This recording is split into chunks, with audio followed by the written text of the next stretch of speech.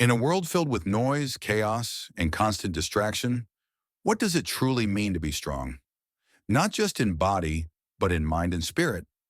Today we step into the life of a man who ruled an empire, yet mastered himself first, Marcus Aurelius.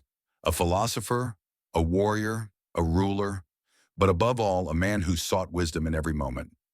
Let's explore what kind of man he was and what his timeless teachings can reveal about living with purpose, calm, and strength. You could leave life right now. Let that determine what you do, say, and think. What kind of man was Marcus Aurelius?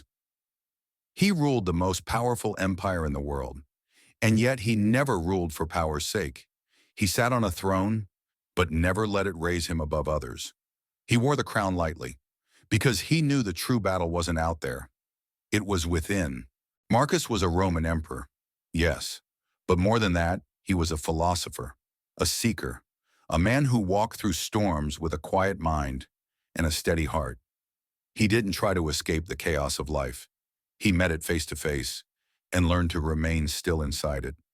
He wrote meditations not to impress others, but to remind himself.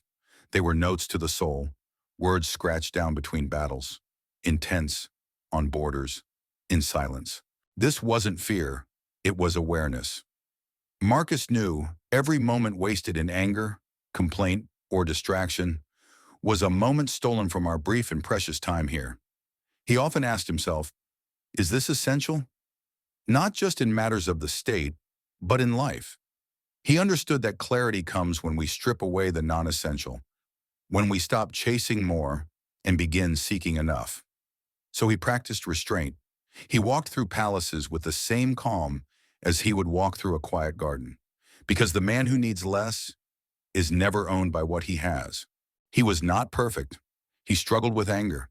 He felt the weight of responsibility. He lost children. He lost friends. He lived through plagues and wars. But every hardship became a chance to train the soul.